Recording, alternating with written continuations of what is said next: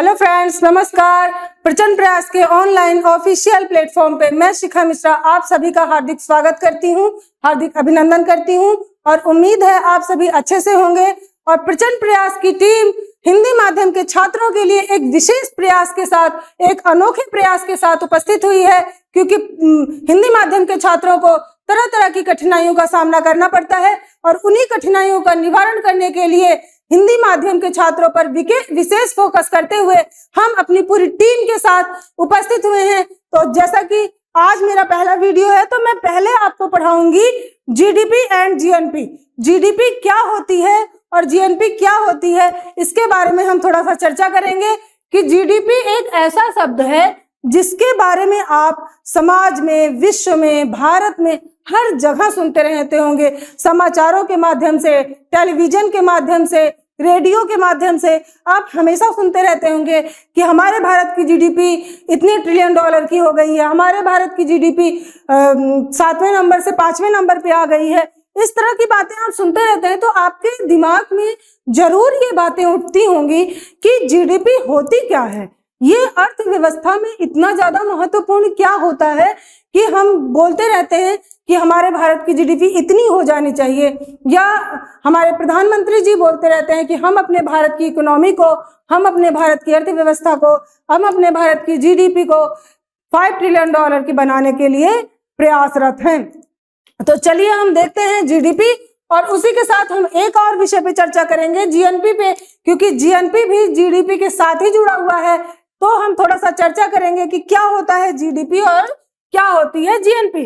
तो सबसे पहले हम आते हैं जीडीपी पे। तो जीडीपी को थोड़ा सा नाम से विश्लेषित करते हैं।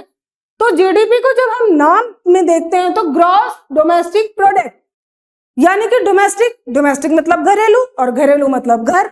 तो यानी कि जब कोई उत्पाद, क्योंकि इसका हिंदी में नाम होता है सकल घरेलू उत्पाद, जब कोई उत्पाद घर में बना हुआ हो, जैसे हम बोलते नहीं, माताएं भोजन बनाती हैं और हम बोलते हैं भाई ये घर का बना हुआ खाना है, बाहर का बना हुआ खाना मुझे सूट नहीं करता है या हमारा पेट खराब कर देता है। तो घर में बने हुए खाने में ऐसा विशेष क्या होता है? तो उसी प्रकार अपने देश में बना हुआ सामान, जो भी वस्तु, जो भी सेवा हम अपने देश में उत्पादित करते हैं, उसी को कहते हैं सकल घरेलू उत्पाद, यानी कि डोमेस्टिक प्रोडक्ट। हमारे खुद के देश में बना हुआ प्रोडक्ट, वो कोई भी बनाया हुआ, उससे हमें मतलब नहीं होता है। थोड़ा सा इसको हम विश्लेषित करते हैं, परिभाषित करते हैं, एक सीक्वेंस में देखते हैं कि क्या होता है जीडीपी, यानी कि सकल घरेलू उत्पाद। तो देश के भौगोलिक क्षेत्रफल के भीतर किए गए कुल उत्पादन का मौद्रिक मूल्य जीडीपी कहलाता है। देश के क्षेत्रफल के भीतर किए गए कुल उत्पादन का मौद्रिक मूल्य जीडीपी कहलाता है।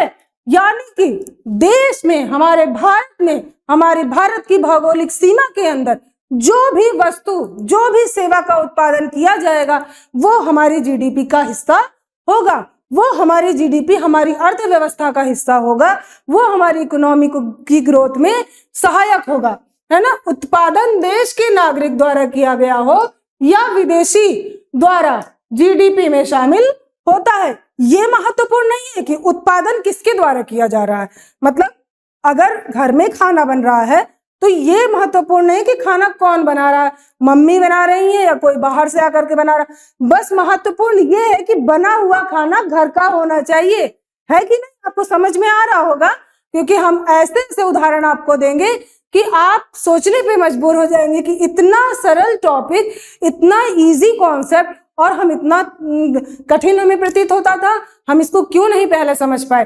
तो आप देखिए, आपको याद नहीं करना है, आपको रटना नहीं है, आपको केवल समझना है, और समझने के माध्यम से ही आपको ये इतने अच्छे से कंठस्थ हो जाएगा कि आप चाह कर भी इसको भूल नहीं पाएंगे। आप बने रहिए हमारे साथ, बने रहिए प्रचंड प्रयास की टीम के साथ, और हम आपको अच्छे से अच्छे तरीके से कॉन्सेप्ट को समझाने का प्रयास करते रहेंगे। तो आगे देखते हैं, जीडीपी भौगोलिक अवधारणा है, यानी कि जीडीपी एक सीमा में बंधी हुई अवधारणा है, एक भूगोल यानी कि भौगोलिक अवधारणा है।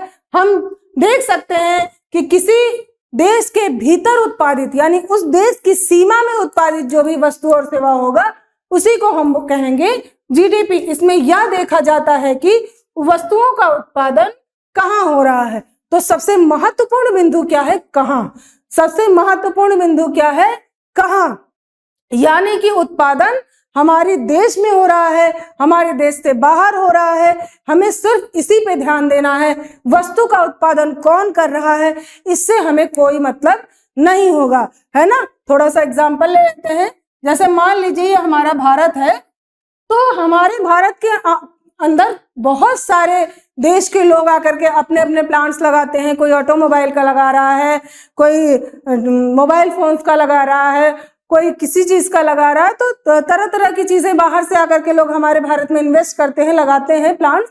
तो हम ये देखते हैं कि हमारे भारत में एक प्लांट हमने लगाया, हमारे भारत के लोगों ने लगाया। आप किसी को भी ले सकते हैं, आप रिलायंस इंडस्ट्रीज को ले सकते हैं, आप टाटा स्टील्स को ले सकते हैं, ठीक है, आप किसी को भी ले सकते हैं। अब इन्होंने हमारे भारत में एक प्लांट लगाया और एक प्लांट विदेशों से आकर के लोगों ने लगाया। जैसे कि आप ले सकते हैं एप्पल ले सकते हैं, आप सैमसंग ले सकते हैं, कोई भी ले सकते हैं। तो इसमें हमें ये नहीं देखना है कि उत्पादन किसके द्वारा हो रहा है। अगर ये बाहर से भी आकर के हमारे देश में प्लांट लगा रहे हैं, हमारे देश में आकर के निवेश कर रहे हैं, हमारे देश में आकर के सेवाओं का उत्पादन कर रहे हैं, वस्तुओं का उत्पादन कर रहे हैं, तो हम ये कह सकते हैं कि ये हमारे देश की जीडीपी का हिस्सा है। ये केवल और केवल हमारे देश की जीडीपी का हिस्सा है, क्योंकि इन्होंने हमारे देश की भूमि पर आकर के अपने सेवाओं का, अपने वस्तुओं का उत्पादन किया है। वैसे तो जीडीपी एक बहुत विस्तृत टॉपिक है, अगर हम इसको गहराई से पढ़ने जाएंगे तो हमें 2 घंटे भी कम पड़ जाएंगे, परंतु हम इसको बहुत शॉर्ट में आपको थोड़ा सा समझाने का प्रयास कर रहे हैं और मुझे उम्मीद है आप सभी को अच्छे से समझ में आएगा, है ना। तो हम बस ये देखेंगे कि हमारे देश में उत्पादन कहाँ से कहाँ पर हो रहा है, कौन कर रहा है, ये महत्वपूर्ण नहीं है।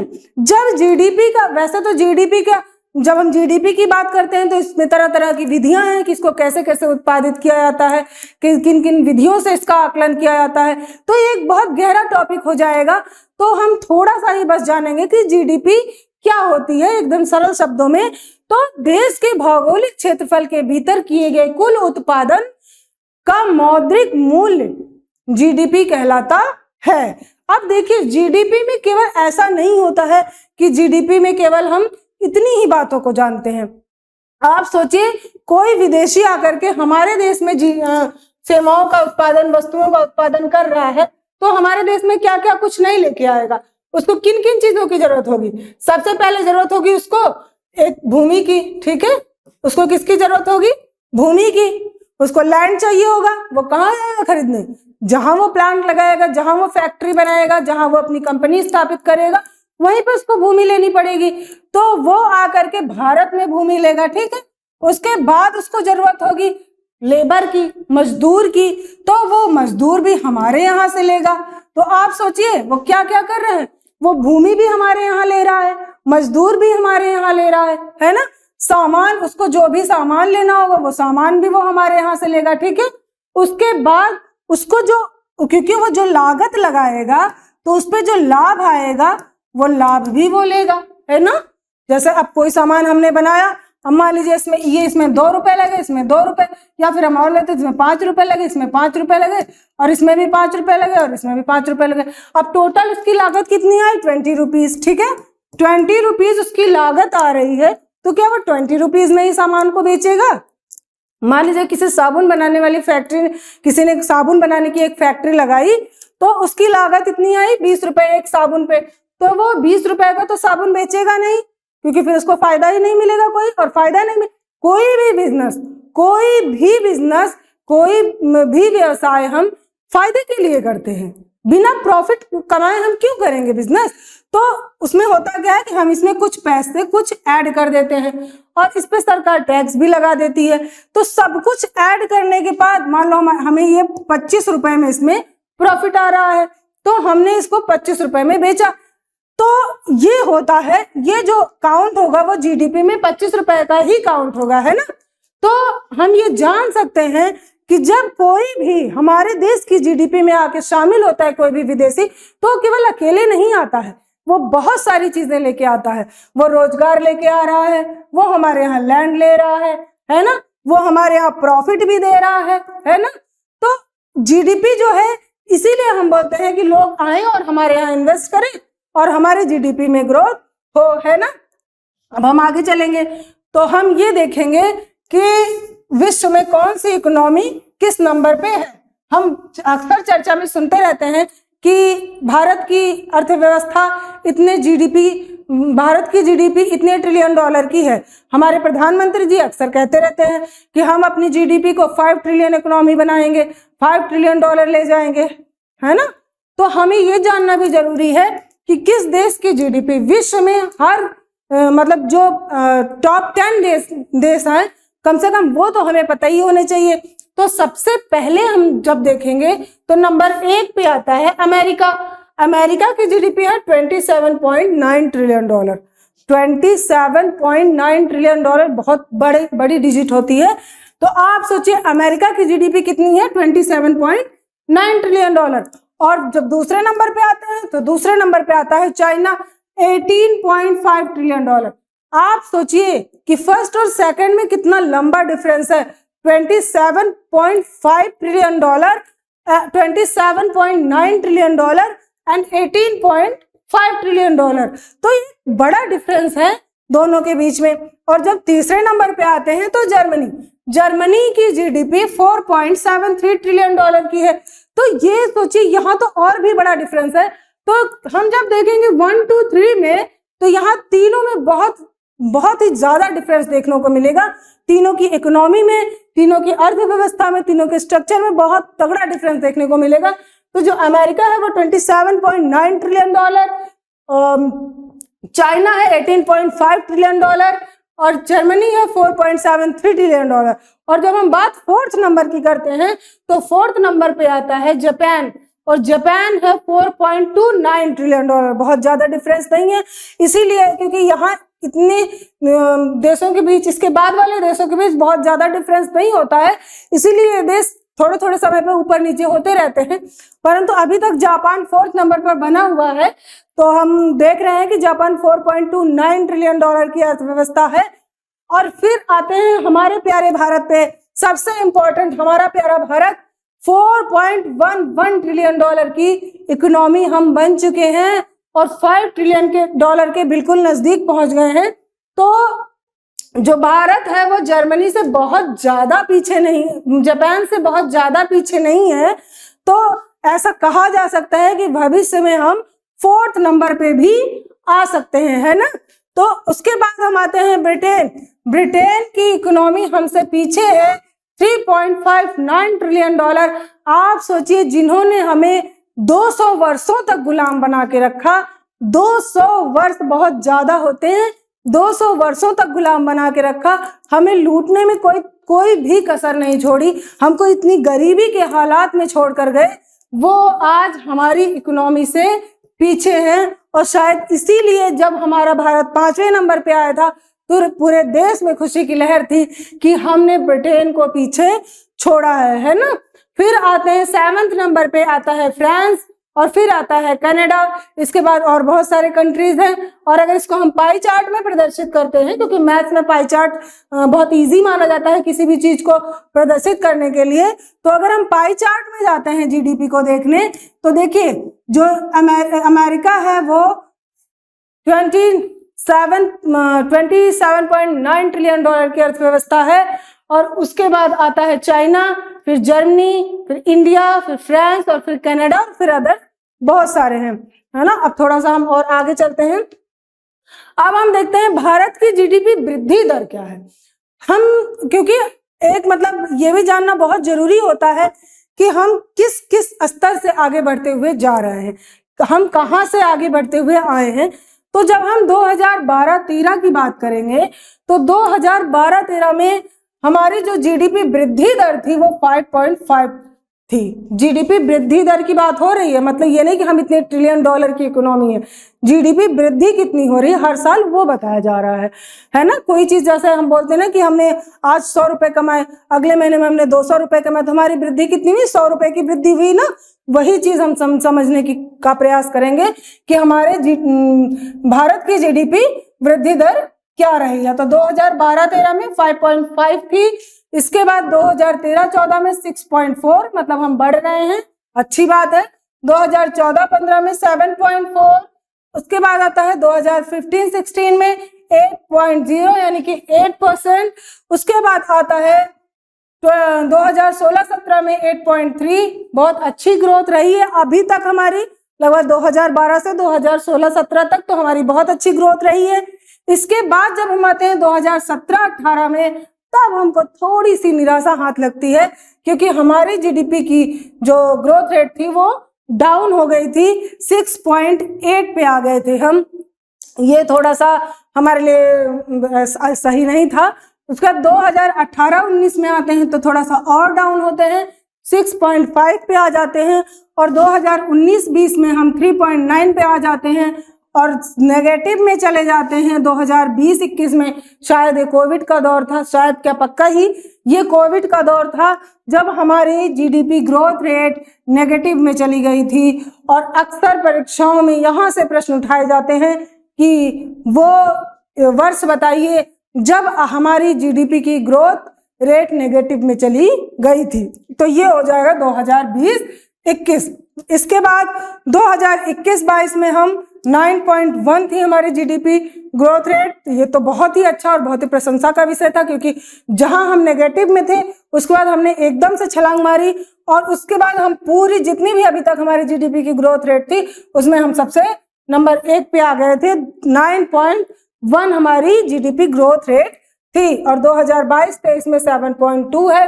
तो जैसा कि हम देख रहे हैं कि ग्रोथ रेट बढ़ती घटती रहती है, क्योंकि ये कोई फिक्स रहे ऐसा जरूरी नहीं है, तो आप ये देख ही रहे हैं। उसके बाद हम आते हैं कि अगर हमने अभी तक देखा कि कौन सी इकोनॉमी कितनी कौन सी फर्स्ट पे थी, कौन सी सेकंड पे थी।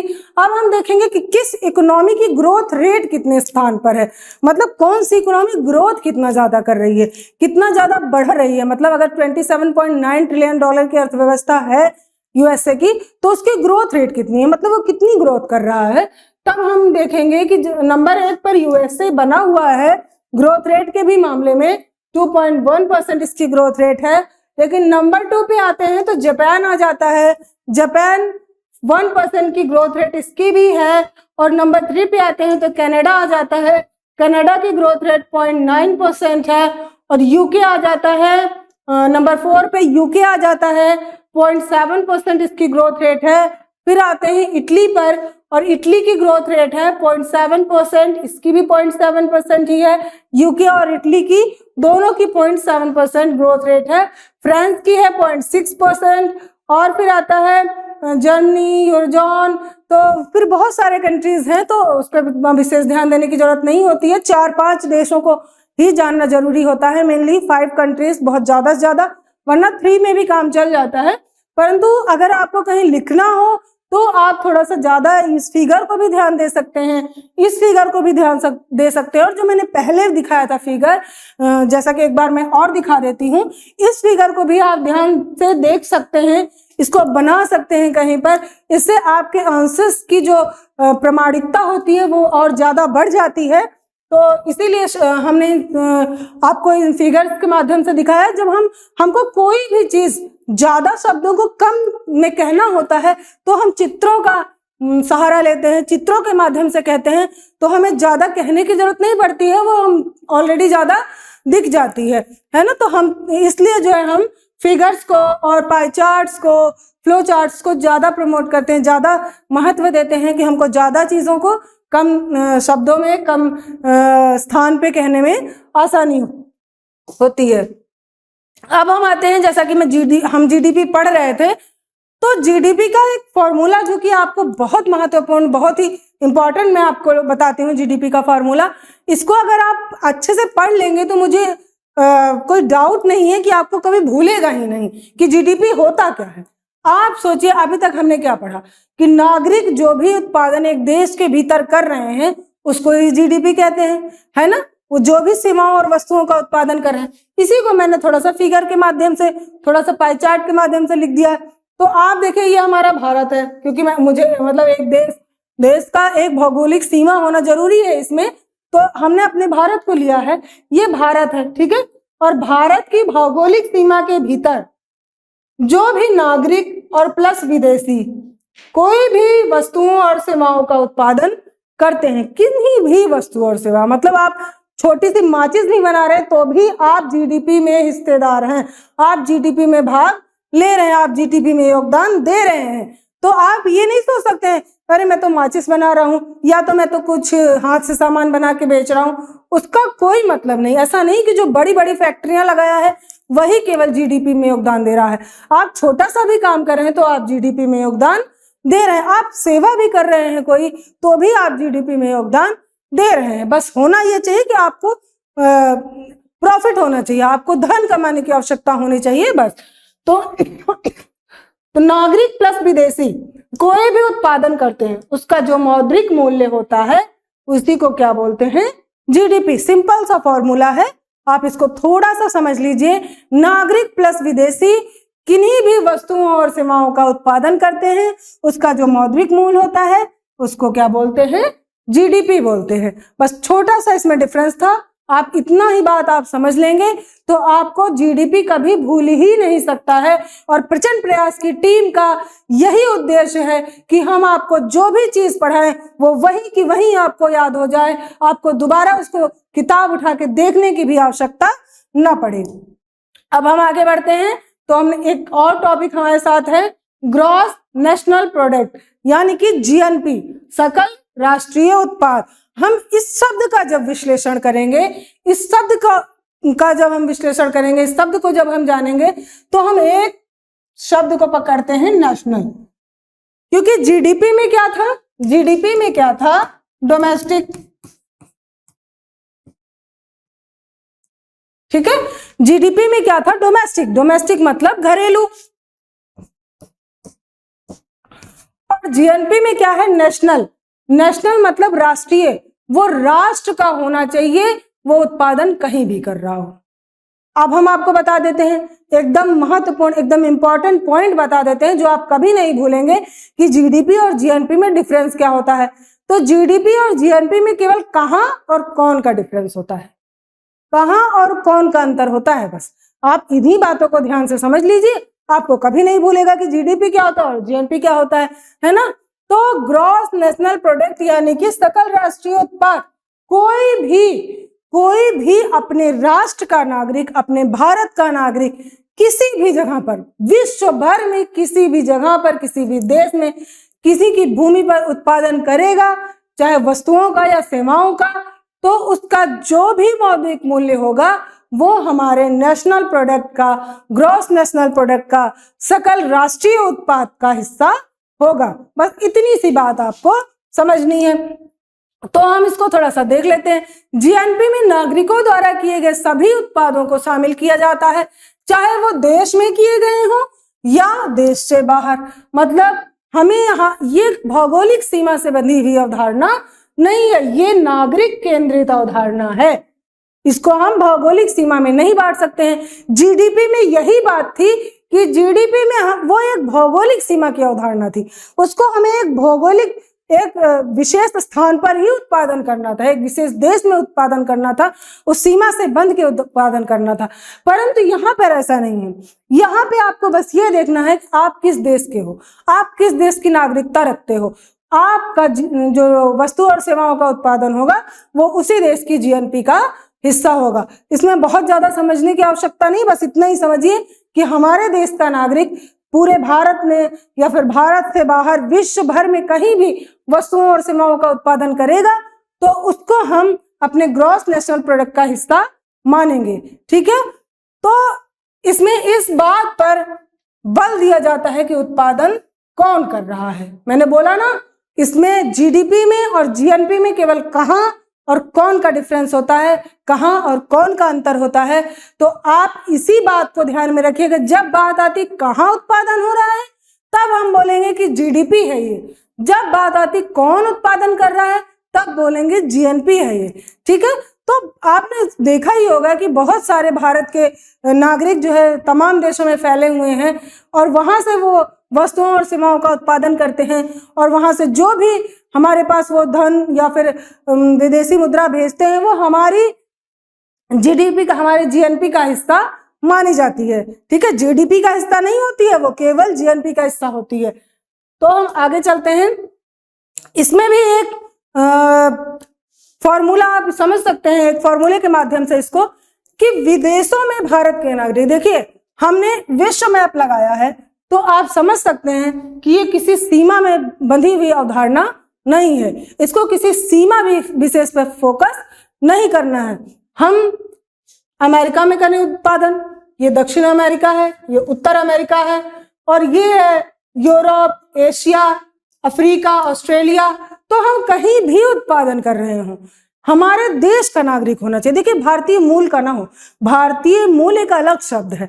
भारतीय मूल का मतलब है कि वो पहले कभी हमारे भारत का निवासी था, आज हमारे भारत का निवासी नहीं है, आज हमारे भारत की नागरिकता उसके पास नहीं है, वो किसी दूसरे देश में गया, वहां पर उसने वहां के देश की नागरिकता ले ली और वो वहां के देश का निवासी बन चुका है। हाँ, लेकिन फिर भी क्योंकि कहते हैं कि जो मूल होता है वो हमेशा जहां का तहां ही रहता है, तो हम बोल देते हैं भारतीय मूल के हैं, मतलब ये कभी हमारे देश से संबंधित थे। तो भारतीय मूल नहीं लगा होना चाहिए, वो भारत का निवासी, भारत का नागरिक ही होना चाहिए, भारत की नागरिकता उसके पास होनी चाहिए। ऐसा कोई भी नागरिक किसी भी देश में सेवाओं का उत्पादन करे, किसी भी देश में वस्तुओं का उत्पादन करेगा तो वो हमारे देश की ग्रॉस नेशनल प्रोडक्ट में जोड़ा जाएगा, वो हमारे देश के सकल राष्ट्रीय उत्पाद का हिस्सा होगा।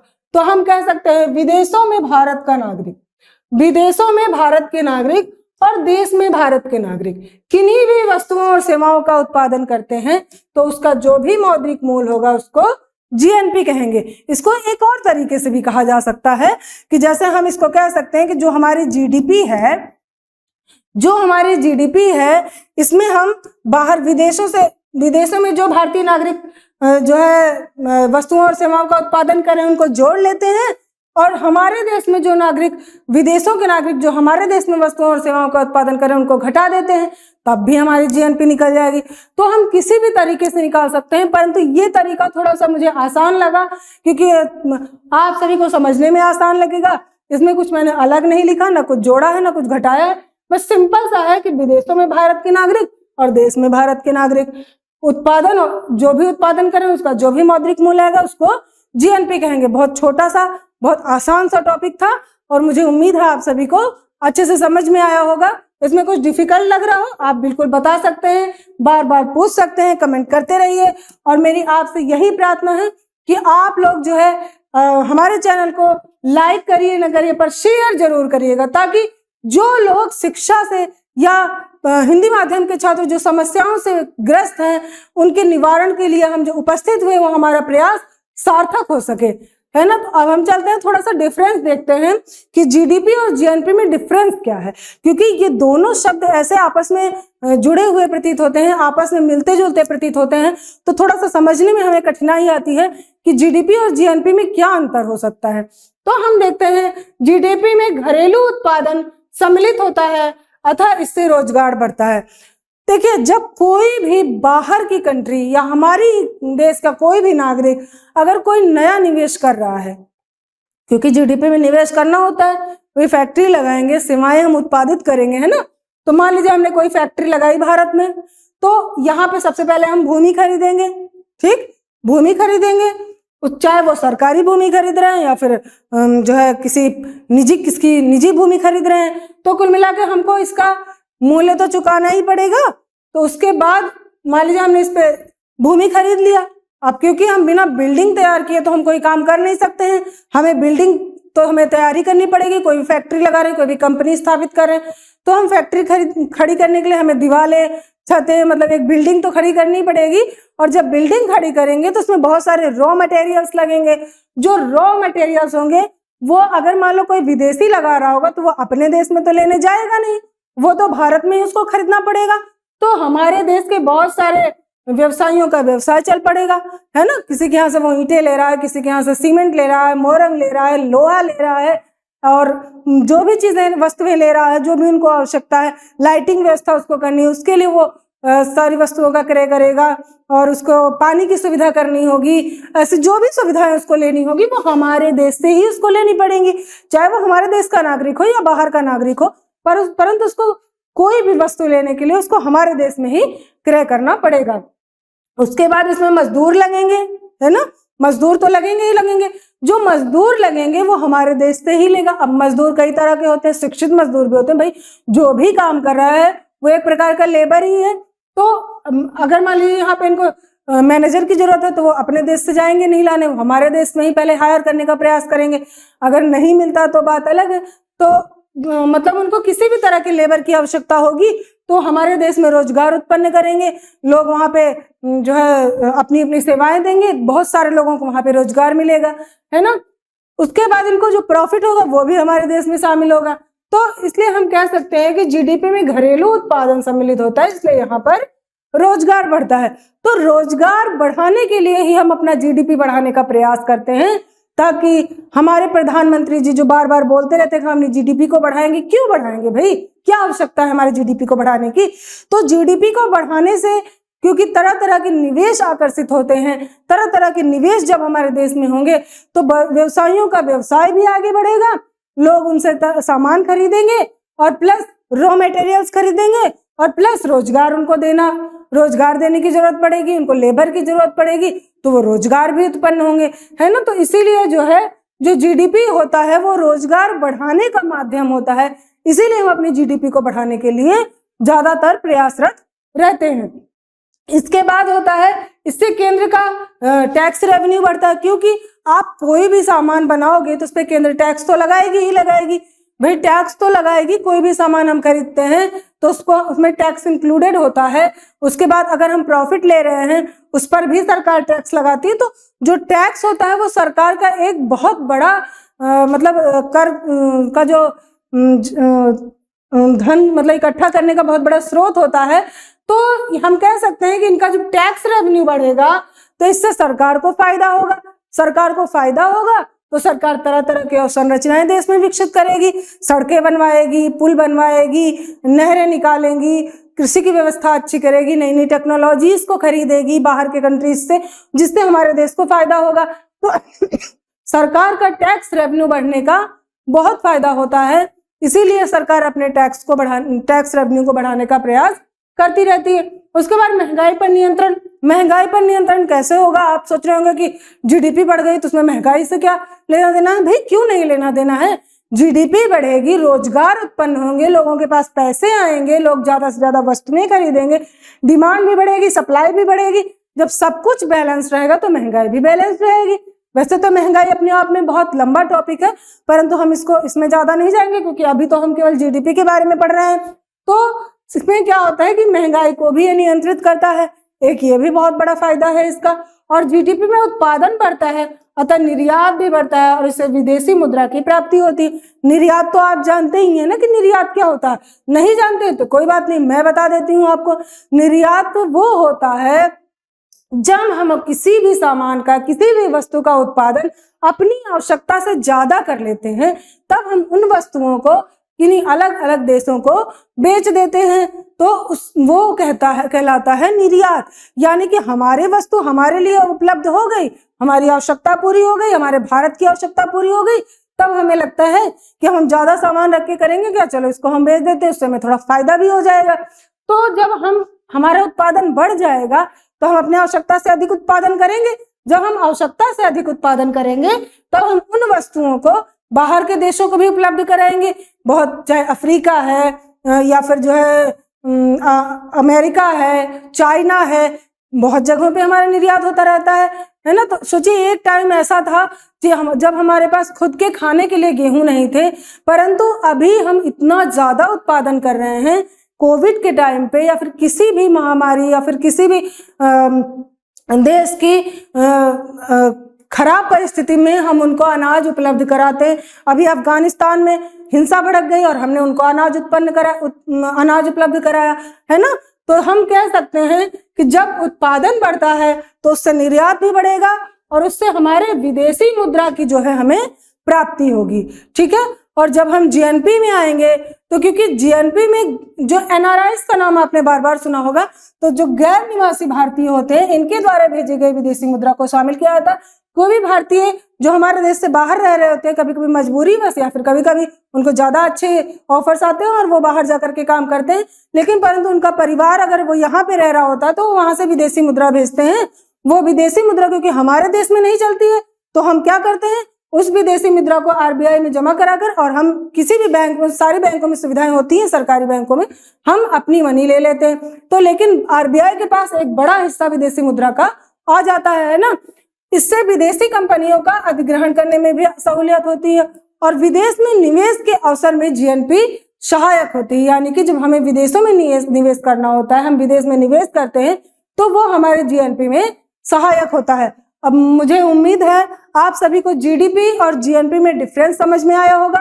आपको ये भी समझ में आया होगा कि जीडीपी हमारे देश के लिए कितनी अच्छी व्यवस्था है। अगर हमारी जीडीपी बढ़ती है तो हमारे देश का भविष्य आगे बढ़ता है और जीएनपी आगे बढ़ती है, वो भी एक बहुत अच्छी चीज है। दोनों में काफी अच्छाइयां हैं और मुझे उम्मीद है आप सभी को अच्छे से समझ में आया होगा।